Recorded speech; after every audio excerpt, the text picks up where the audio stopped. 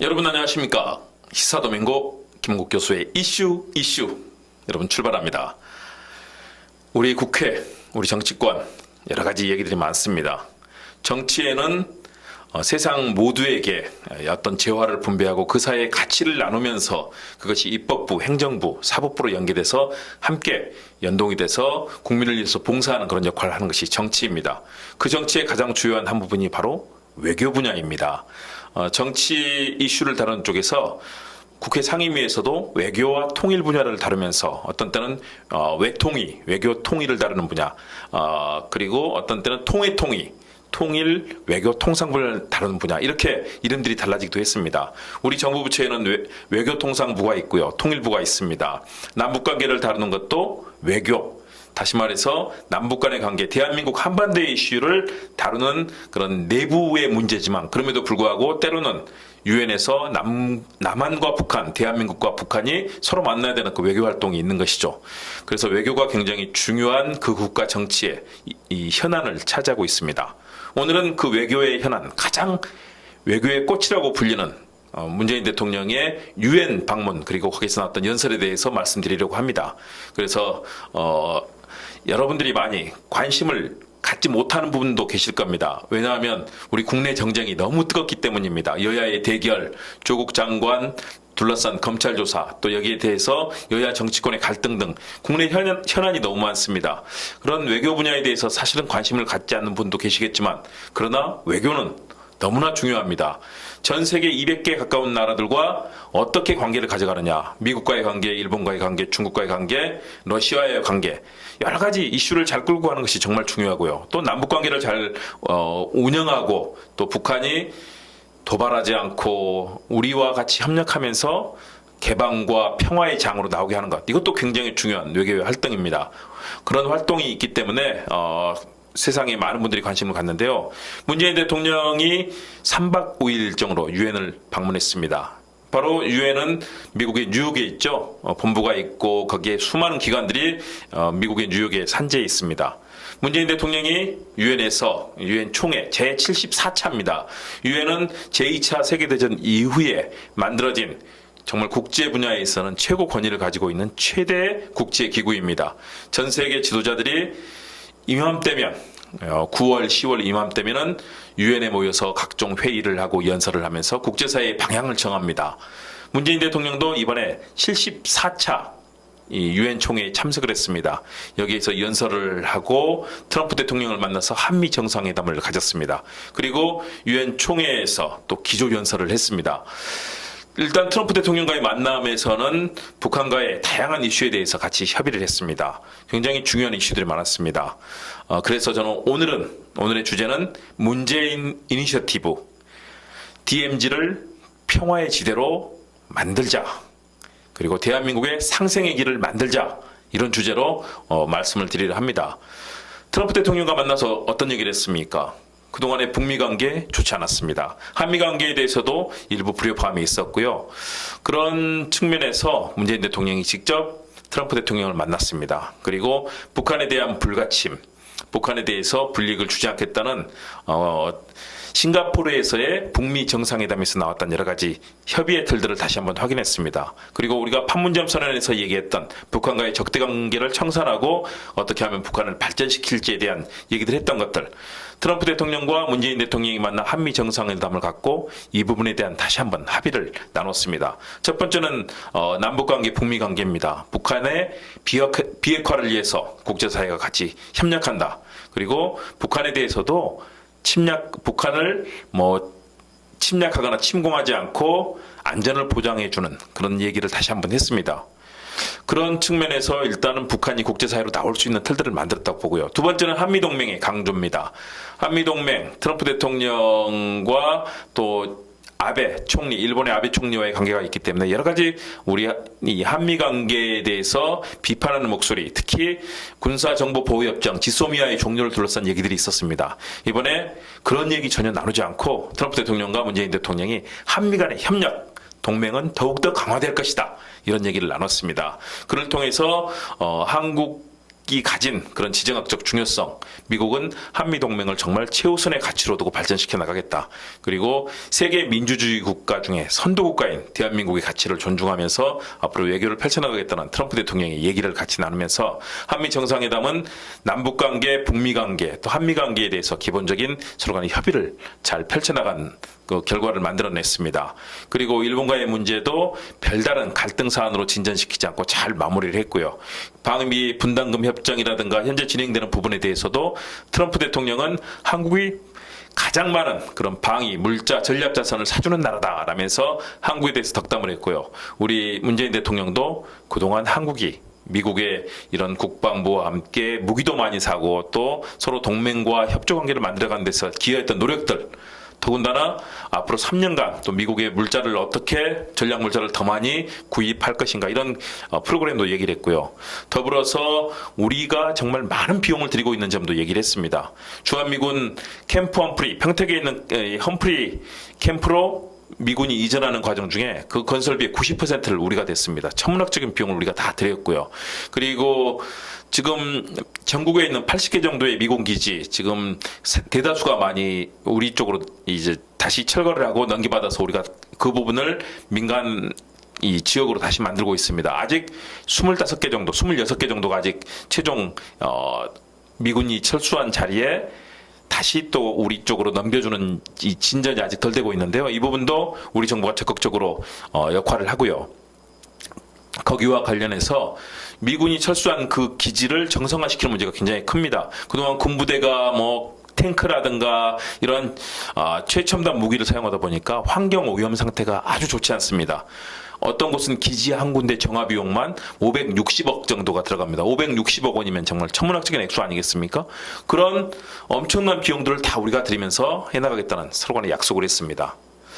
그렇기 때문에 한미 정상의 성공적인 결과, 이것은 트럼프 대통령의 굉장히 강한 압박을 하는 그런 외교에 대해서 문재인 대통령이 중재자이자 촉진자로서 외교적 노력을 다했다. 정말 성공적인 외교를 했고요. 특히 북한에 대해서도 개방과 협력의 장으로 나올 수 있는 틀들을 만들어줬다. 한미 정상회담을 통해서 북미 정상회담으로 가는 길을 열었다. 그렇기 때문에 지금 우리 정부와 북한 사이에는 김정은 위원장의 올 연말 11월쯤으로 예상이 되는데요. 한아세안 정상회담 때 우리 대한민국 남한으로 답방하는 문제가 논의가 되고 있습니다. 김정은 위원장이 남쪽으로 답방을 하게 될 경우에는 정말 엄청난 그런 역사적인 이벤트가 될 겁니다. 그동안 해방 이후 전쟁과 적대 관계로 이루어졌던 북한과 남한의 관계, 북한의 지도자가 사상 처음으로 남쪽으로 오는 그런 상황이 된다면 한반도의 해빙 무드는 정말 뜨거워질 거고요. 그리고 북미 관계의 이런 선순환 구조도 아마 상당한 흐름을 탈 겁니다. 그런 측면에서 한미 정상회담은 많은 외교적 성과를 낳았다. 대신에 역시 트럼프 대통령이 적극적으로 협조해야 된다는 전제가 있습니다. 우리 정부 열심히 할 거고요. 김정은 위원장도 결국 도와줄 곳은 대한민국밖에 없습니다. 우리 대한민국의 그런 기여와 헌신을 믿고 김정은 위원장도 적극적으로 협력하는 자세로 나올 때 더 많은 결과를, 더 좋은 결과를 낳을 수 있다라는 생각을 해야 될 겁니다. 그리고 또 하나의 주제는 역시 문재인 대통령의 유엔 연설입니다. 굉장히 의미 있고 또 가치 있고 감동적인 연설을 했습니다. 문재인 대통령은 비무장지대 DMZ라고 불리죠. Demilitarized Zone, DMZ, 이 비무장지대를 국제 평화지대로 만들자라고 국제사회에 제안을 했습니다. 작년 4.27 판문점 선언 때 문재인 대통령이 이 이슈를 제안하긴 했습니다. 그러나 이번에는 유엔이라는 국제기구, 전 세계의 모든 나라가 다 모여있고 전 세계 지도자가 함께한 자리에서 문재인 대통령이 국제사회에 공식적으로 제안을 했습니다. DMZ는 1953년 휴전 이후 66년 동안 대결과 갈등과 전쟁의 장이었습니다. 전 세계에서 유일하게 남아있는 분단의 현장이고 총뿌리를 남북이 겨누고 있는 아직도 전쟁이 진행되고 있음을 보여주는 그런 장소입니다. 이곳을 평화와 경제와 교류와 협력이 이루어지는 장으로 만들겠다. 그리고 대한민국이 거기에 앞장서겠다. 북한도 안심하고 여기에 동참해라. 전 세계가 함께하자라는 그런 제안을 했습니다. 자, 전 세계가 같이 여기에 투자하고 그런 비무장지대가 이제 철조망이 겉혀지고 거기에 박물관이 들어서고 관광 명소가 들어서고 또 환경 보호를 위한 다양한 시설들이 들어서면서 그곳에 정말로 66년 동안 보존되었던 환경을 지키면서도 또 많은 사람이 갈 수 있는 장으로 만든다면 비무장지대는 전 세계인들이 가고 싶어하는 최고의 관광 명소가 될 겁니다.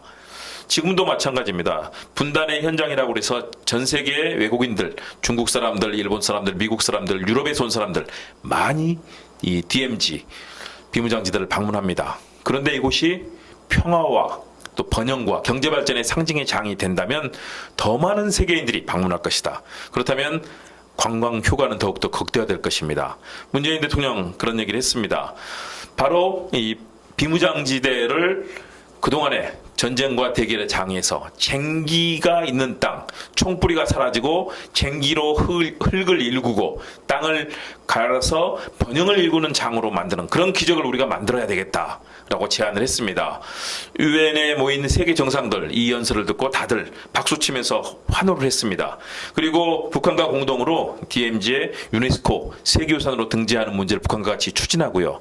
더불어서 이곳의 환경을 보존하는 문제, 보존하고 또 가꾸는 문제는 결국은 이 시대 우리가 가진 우리 후대에 대한 정말로 중요한 역사적 과업이 아니겠습니까? 그런 측면에서 문재인 대통령의 유엔에서의 연설은 굉장히 역사적으로 의미 있는 제안이었다. 그동안의 판문점 선언을 통해서 남북 간에 있었던 제안에서 이제는 한 걸음 더 나아가서 전 세계의 평화와 경제의 길을 만들겠다는 그런 큰 구상, 담대한 구상을 펼쳤습니다. 자, 그렇게 해서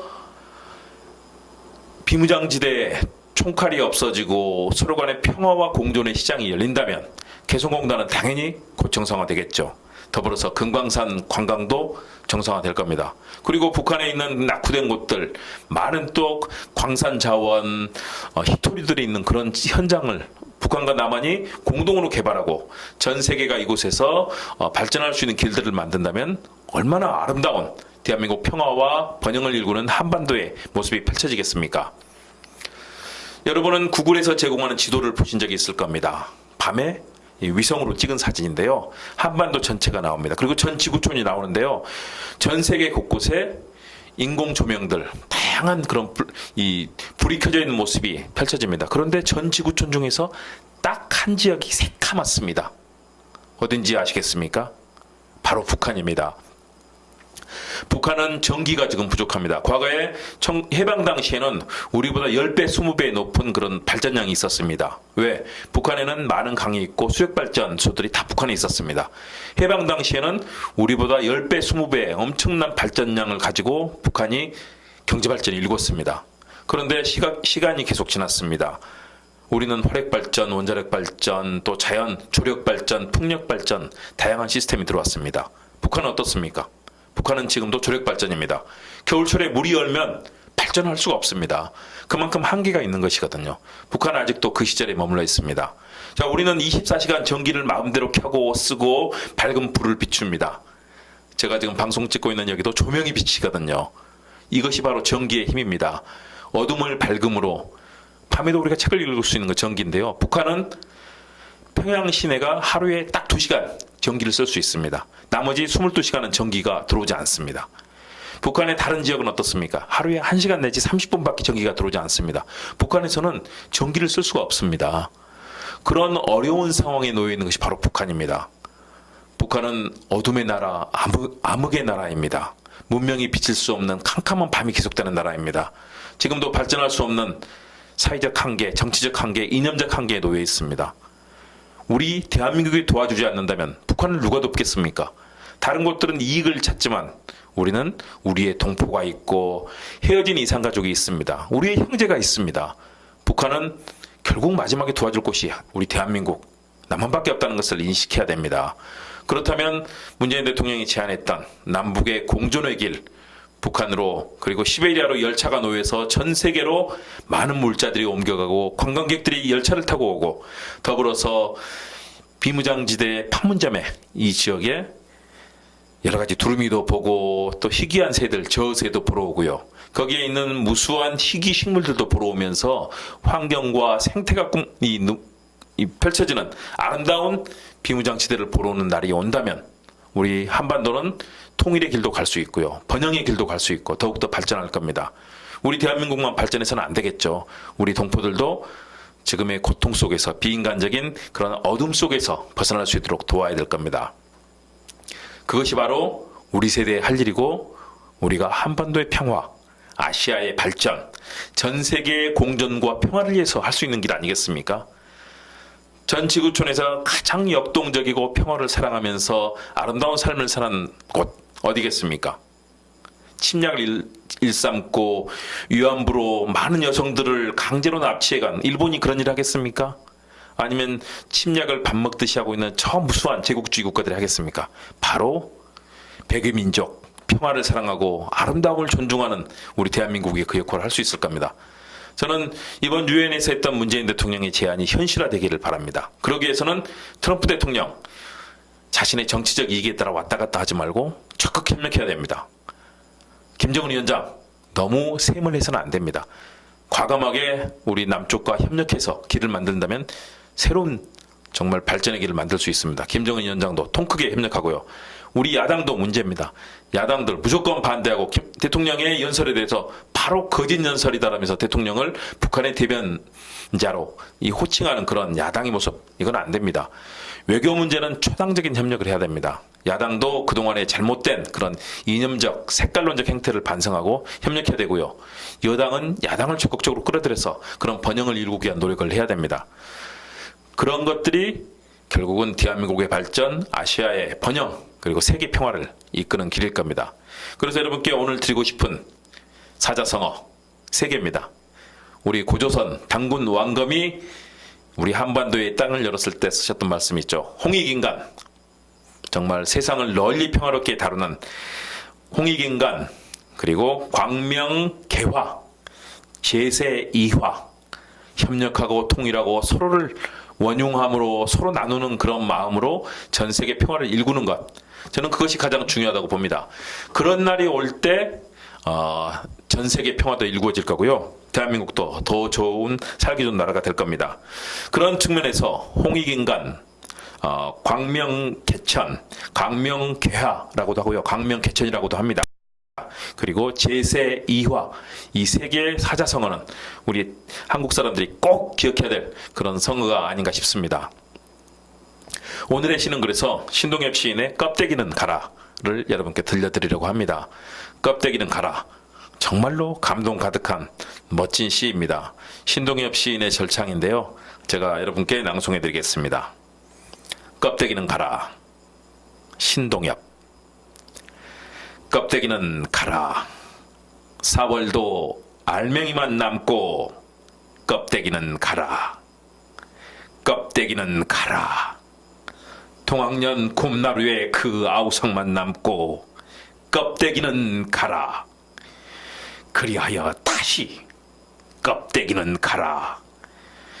이곳에선 두 가슴과 그곳까지 내놓은 아사달과 아사녀가 중립의 초래청 앞에 서서 부끄럼 빛내며 맞절할지니 껍데기는 가라. 한라에서 백두까지 향그러운 흙가슴만 남고 그 모든 쇠붙이는 가라. 여러분 너무 감동적이지 않습니까? 우리 신동엽 시인의 껍데기는 가라, 4월 혁명을 이끌었던 그 정의로운 외침이고요. 바로 그것이 그 이후에 5.18 정신, 6월 항쟁, 그리고 촛불혁명을 이끈 대한민국 민주주의의 정신입니다. 이제 우리가 그 의로움과 민주주의 가치를 사랑하는 마음으로 남북 평화 이룰 때입니다. 야당 초당적으로 협력하고 여당 국정 잘 이끌고 대한민국의 미래를 밝힐 때입니다. 그래서 여러분께 오늘의 주제는 외교 분야의 이슈로 전해드렸습니다. 문재인 이니셔티브, DMZ를 국제 평화지대로 상생과 생태의 미래를 열자라는 주제로 여러분께 말씀드렸습니다. 대한민국의 미래 우리가 밝혀내야 됩니다. 반대하고 발목만 잡는 잘못된 정치 바꾸고 우리가 발전과 상생과 협상과 또 미래를 개척해내는 도전과 열정의 정신으로 대한민국의 미래를 만들어야 되겠습니다. 시사도민고 김홍국 교수의 이슈 오늘 순서 마치겠습니다. 여러분 감사합니다. 다음 시간에 뵙겠습니다.